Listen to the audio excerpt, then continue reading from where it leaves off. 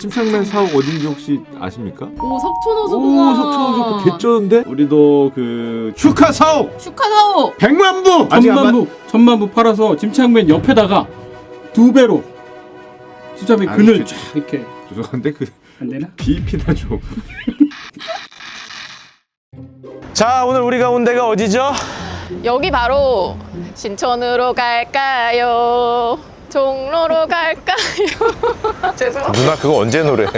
제가 오늘 여기가 왜 왔습니까? 사옥 사러 온 거 아니에요? 저 사옥 사러 온다고 그래가지고 또 잘 입고 왔는데. 슈카 친구들 임장하러. 사옥 가나요? 임장하러. 병건아, 형은 이 정도야.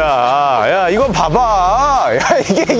야, 너무 많은 거 아니에요? 형은 이 정도야, 이 정도. 자, 저희가 미래의 사옥의 꿈을 키우기 위해서 약간 후보자. 한 50년 뒤에 노릴 수 있는 후보지를 하나 보러 왔습니다. 꿈을 키워야지. 그럼요. 여기가 어딥니까, 상무님? 여기 SK 서린동 서린빌딩. 요 위치가 어디예요? 요 앞에 청계천이 있고요.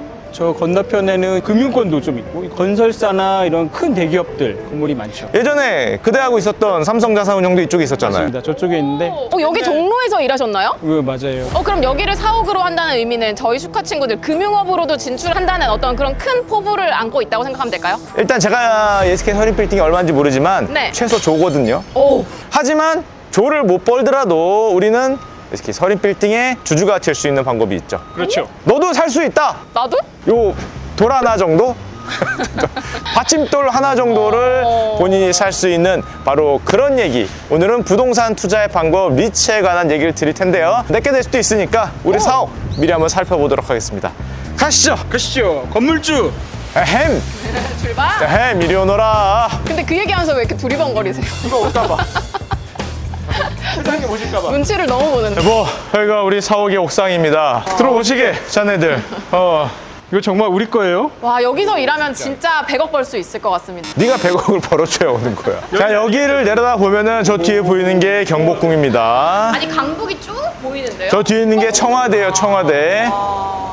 자, 우리 슈카 친구들이 언제 사옥을 이런 데 한번 써야 될 텐데, 네 자네들이 좀 해줘야 되는 거 아닙니까, 솔직히? 네? 한번 커 보이려고. 근데 맨날 내가 여기 또 왜 그거야? 왜 동동이가 아니고? 네. 아니, 근데 이 건물의 일부를 제가 가질 수 있다는 게 팩트입니까? 맞아요. HTS로 살 수 있어요. 좀 이따 소개시켜 드리겠지만, 이 리츠 투자라는 거는 그 주식 투자랑 똑같아요. 오. 이 건물을 법인으로 만든 다음에 그 법인의 주식을 투자하는 거거든요. 만약에 거기는 주식을 사면 삼성전자 주식을 사는 거고 똑같이 사면 뭐 이 건물을 소유한 법인의 주주가 되는 거죠. 아, 똑같아. 진짜요? 똑같아. 개인적으로는 요새 고민이 많아요. 예, 우리 직원은 늘고 있는데 매출은 늘지 않고 있고. 차라리 이걸 사서 청소를 시킨 거예요. 그게 더 아, 우리 직원들이 여기에서 청소를 다 하는 건가? 그게 더 생산성이 높을 수 있을 것 같다는 생각이. 그럼 나 실장님 할래. 저는 청소 아저씨 이런 거 너무 좋아. 아니, 근데 여기 옥상에 보니까 직원들이 단 한 분도 안 계신 걸 보니. 이래야죠? 아니 이 그러니까. 시간에 이런 데 여기가 슈카 어머, 친구들인 줄 알아요? 여기 다니면 뭐해? 여기 슈카 그런 친구들. 건물에 올라. 제가 지난번에 강연 때문에 11시에 여기 딱 올라왔는데 뭐야?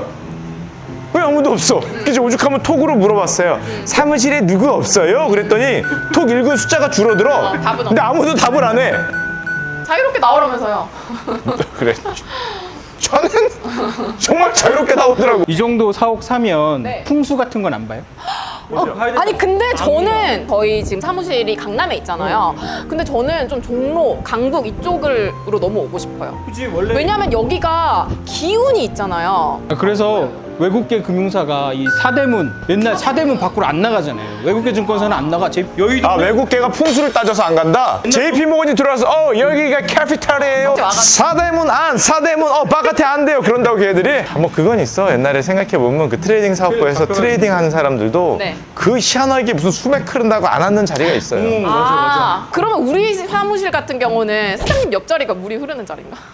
직원들이 돈이 흐르는 자리입니다. 그 자리는. 그 자리가 그 유전지대야, 유전지대. 건강에는 안 좋지만 돈으로는 좋다. 건강에 안 좋다. 자, 내려갑시다. 네. 봤으니까. 깻잎인가 이거? 깻잎이라니. 허브 이 사람아. 깻잎도 허브 일종이긴 해요. 깻잎이 허브야? 아, 슈카월드 좀 보세요. 그리고 얘가 없었는데? 자, 저희가 이렇게 이 대기업의 사옥이죠. 대기업의 사옥에 와서 앉아 있는데 이 대기업이 열심히 일하는 이 분위기 어떻습니까? 뭐 좀 나도 열심히 해야겠다 뭐 이런 거 차오르지 않습니까? 동기부여가 뿜뿜됩니다. 제가 그 예전에 대기업 다닐 때 네. 그 CEO 상을 받은 경험이 있습니다. 이건 CEO 상 기억나죠? 기억나죠? 맞아요. CEO 상 3회 수상자입니다. 한 번 할 때마다 1년 호봉 올라가요. 네. 3년을 당겼죠? 그리고 다음 사장님 만나고 잘렸죠. 어. 삼성에서. CEO 상 받고 다음에 잘렸습니다. 바로 다음에. 우리도 그런 거 할까? CEO 상? 저는 가들고 오래 가고 싶습니다. 저는 계속 받고 싶습니다. 부상도 있는 거죠? 부상도 있지. 오, 얼마? 호봉 땡겨줘요. 자네는 호봉을 땡기면은 죄송한데 호봉이 있어요. 아니 있어 더 빠른 은퇴가 가능해. 1년을 땡겨줘. 그럼 2번 받으면 끝날 것 같아요. 2번 받으면 정년이야. 좋네. 자, 하여튼 그래서 오늘 여기 왔는데 이 커다란 건물이 리츠에 들어가 있는 건물입니다. 우리나라 대표적인 리츠 건물이에요. 사실 여기 말고도 이 우리나라 빌딩이 대부분 누가 갖고 있냐? 기업체가 갖고 있는 경우도 있지만 이런 부동산 관리회사, 리츠 같은 회사들이 갖고 있는 게 굉장히 많이 있습니다. 그러면 이 건물의 가격이 오르면 제가 투자한 리츠의 수익도 좋아지는 건가요? 그죠. 그리고 그 가격이 오르면 청산하고 빨리 차익 실현하고 난 빠질 수 있는 거죠. 주식이랑 똑같아요. 괜찮은데? 네. 쉬운데요, 생각보다. 그리고 배당을 한 5에서 7% 사이 받아가면서. 그거 괜찮다. 배당 받는 거. 배당은 높을 수밖에 없는 게 리츠를 하면은 법적으로 이 나온 수익의 거의 대부분을 배당을 합니다. 괜찮은데? 그러니까 그 여기서 나온 임대료나 이런 거를 거의 무조건 배당을 해야 돼요. 그리고 이게 법적으로 이 세금 같은 걸 많이 깎아줬어. 개인이 투자하면은 나올 수 있는 세금을 많이 깎아주는 측면이 있어서 유리한 상품이긴 한데 네. 우리나라에서는 맞아. 잘 안 됐어요. 생각보다. 그러니까 뭐 많이 약간 하는데 많이 못 들어본 것 같아요. 크긴 커. 그래서 20 몇 개 있죠, 우리나라 상장 리츠가. 상장 리츠는 23개고 총은 370여 개 정도 돼요. 그러니까 리츠가 크긴 큰데 네. 전체 시장에 보면 파이가 작아요. 그게 안타까운데 이게 여러 가지 이유가 있습니다. 첫째, 홍보가 잘안 돼요. 제 생각에는 그게 있어요. 리츠 시장은 신뢰가 무조건 있어야 됩니다. 왜냐하면은 이 법인이 어떤 자산을 얼마에 잘 사서 어떤 효율로 운영할 건지가 정말 중요하잖아요. 가장 매력적인 빌딩을 사야 된단 말이에요. 아니면 빌딩이 아니더라도 오피스 건물, 주유소라든지 그런 거대한 구조물을 사는데 어떤 판단을 내릴지가 이렇게 신뢰가 굉장히 중요합니다. 그래서 제 생각엔 그래요. 이 시장을 이끌 수 있는 스타와 같은 리츠가 하나 탄생을 해야 된다. 리츠가 또 요즘에 각광을 못 받은 게 금리가 높으면. 부동산도 금리가 높고. 부동산도 금리가 높으면 인기가 그치, 없잖아요. 똑같죠. 게다가 배당이 높은 게 굉장히 장점인데 꾸준한 배당. 공실만 아니면 배당이 거의 무조건 나오거든요. 배당이 나오는데 7%를 주는데 기준금리가 3.5%야. 그러면은 은행에 가도 4% 5% 주네? 이런 생각을 약간 하게 되고 근데 기준금리가 만약에 1% 옛날처럼 이렇게 내려갔다 아니면은 뭐 일본처럼 제로금리로 갔다 근데 7%를 준다 리츠 투자 바로 들어갔지. 그러면 이제 인기가 좋을 수 있는 이제 그런 장단점이 있습니다. 그리고 세제 혜택도 있어요. 상장 리츠 같은 경우는 3년 이상 보유하면 그 9.9%로 분류과세 신청을 할 수 있어요. 그게 가장 매력적이긴 하죠. 그래서 사실. 3년 동안. 그래서 선진국들은 노후자금이나 그 연기금 펀드 이런 데서는 기본적으로 넣는 게 리츠거든요. 근데 아까 말씀하신 대로 거기는 이제 이 산업이 굉장히 깊다 보니까 신뢰가 있어요. 어디 딱 계산이 나오는 거지. 리츠에 넣으면 얼마 정도 나온다. 근데 아직 한국은 좀 더 시간이 필요하긴 해요. 리츠를 만약에 투자하게 되면 이것도 주식하고 똑같습니다. 어떤 상장 법인의 주식이기 때문에 얘네가 뭘 투자했는지를 반드시 봐야 돼. 그쵸, 그 당연하죠. 왜냐면 우리가 삼성전자 투자할 때도 삼성전자 PBR, ROE.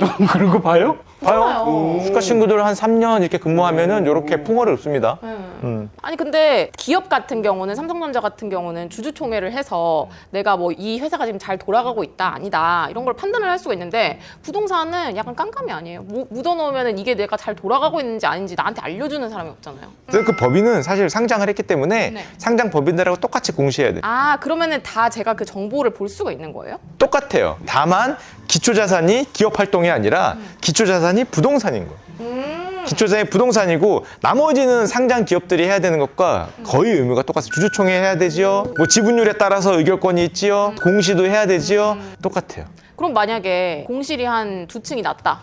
그러면은 위험한 상태잖아요. 그런 거를 이 법인이 저한테 알려주기도 하나요? 공시가 나오죠. 그러니까 예를 들면은 삼성전자가 그 그치, 실적, 정보가 있어야지. 실적 발표할 때 회계법인이 들어와서 거기에 대한 이런저런 자료를 제시해주고 재무제표 만들어주고 똑같습니다. 리츠도 뭐가 사업 보고서를 다 발표하기 때문에 뭐가 어떻게 비어 있고 뭐가 몇 년이 어떻게 차 있고 누가 들어와 있고 뭐 이런 거에 대한 거를 다 투명하게 발표를 다 알 하죠. 수가 있네요. 아니 왜냐면 부동산은 내가 이 건물에 이렇게 막 내가 건물주도 아닌지 자주 가지 가지를 않잖아요. 근데 이 건물이 잘 돌아가고 있는지 안 돌아갔는지를 내가 투자한 사람이 알아야 되는데. 자네는 그럼 뭐 삼성전자 사업 한 번씩 기업공장 갑니다. 기업공장 간다고? 예. 그리고 직원들이 또 몇 시에 출근하고 몇 시에 퇴근하는지. 네가 기업공장에 왜 가? 이 나노 언제 나와? 막 그러는 거예요. 우리나라 꿈이 건물주예요. 중고등학생뿐만 아니라 모두가 다 건물주를 생각을 하잖아. 그럼 사실 리츠를 사는 것도 건물주가 되는 거고 느낌은 굉장히 비슷해. 맞아요. 그러니까 사실 일종의 건물주가 되는 건데 우리는 자기가 수십억, 50억 정도 대출을 받아갖고 꼬마 빌딩 사는 거는 대단히 긍정적으로 보는데 리츠 투자를 한다 그러면은 사실은 본질적으로는 같은데 뭔가 안 땡겨. 그러니까 그게 동양인들이 부동산에 갖는 그런 감정이 좀 서양인하고 다른 것 같긴 해요. 뭐지? 왜 다르지? 우리는 이게 소유물, 내가 살아야 될 곳, 네. 마치 총체적인 지배력 이런 게 이제 내 거고. 근데 리츠는 약간 아니잖아요. 투자 상품으로 생각을 안 하는구나. 그런데 사실은 부동산을. 본질적으로 같은데 그게 좀 이제 아직 이렇게까지 발전하지 않은 어떤 감정적인 그런 정서적인 걸림돌이었던 것 같아요. 근데 이제는 좀 덜 하잖아요. 왜냐면 어차피 못 사. 이 건물을 못 사. 그래서 리츠라도 분산 투자 해놓으면 훨씬 좋은 거죠. 근데 우리나라 리츠가 지금 탄생한 지가 얼마 안 됐잖아요. 20년? 2001년? 그걸로 이제 시작됐고요. 사실은 97년에 저희가 IMF 터지고 나서 기업 구조조정 촉진법 이런 게 생기면서 기업들이 그동안 이제 부동산을 굉장히 많이 가지고 있었는데 그 IMF 이후로는 현금을 굉장히 중시하고 그걸 이제 부동산 투자 회사법을 만들어서 리츠라는 제도를 만들었죠. 이게 기본적으로 부동산 유동화하는 거잖아요. 부동산 특히 오피스 같은 건물들이 예전에 기업들이 많이 들고 있었는데 이제 그러다 보니까 기업들이 구조조정하거나 할 때 유동화가 잘 안 됐고 그럼 개인들 자금이 많이 들어오면은 전체 시장도 커지고 전체 시장도 안정화되고 또 개인들한테 투자에 기회가 될 수 있으니까 그것 때문에 이제 생겼죠. 한 20년 전에. 근데 18년인가? 그때 사이에 리츠가 굉장히 좀 떴던 것 같아. 저금리 시대니까. 굉장히 저금리 시대, 저금리가 막 되고 부동산 오피스 가격 막 오른다 그래갖고 리츠 시장이 확 좋았어. 실제로 성과도 좋았는데 최근에 금리가 확 오르니까 최근에 가격이 좀 많이 내려왔죠. 그래서 리츠 투자할 때는 굉장히 텀을 좀 부동산 투자니까 부동산 투자할 때 막 5년, 10년 보듯이 길게 볼 필요가 있고 이제 금리나 아니면 오피스 시장에 대한 내 뷰, 견해 이런 게 있으면은 상당히 좀 매력적인 상품이 아닐까. 여기 약간 이제 내가 대출이 한 4% 받을 수 있어. 그럼 리츠를 사면 3%가 남잖아요. 그거 미수 물빵이잖아. 주식담보대출하고 똑같구만. 뭐 작전주도 사면서 뭐씩. 그러니까 제가 드린 말씀은 리츠를 트레이딩으로 접근하면 안 된다는 거예요. 이걸 내가 사서 내일 팔아서 먹겠다가 아니고 이자, 채권처럼 그 배당을 깔고 가는 거야. 내 포트폴리오에서. 자, 좋습니다. 오늘 우리나라 대표적인 아마 우리나라의 리츠 빌딩 중에 이 손꼽히는 빌딩입니다. SK 서린 빌딩에 와서 리츠에 관한 이야기를 한번 해봤습니다. 정말 많은 분들이 투자할 수 있는 그런 스타 리츠, 신뢰성 있는 리츠가 등장을 해서 7% 부동산 개발의 이익을 우리도 좀 향유할 수 있는 그런 시대가 오기를 바라겠습니다. 자, 오늘은 여기까지 하겠습니다. 감사합니다.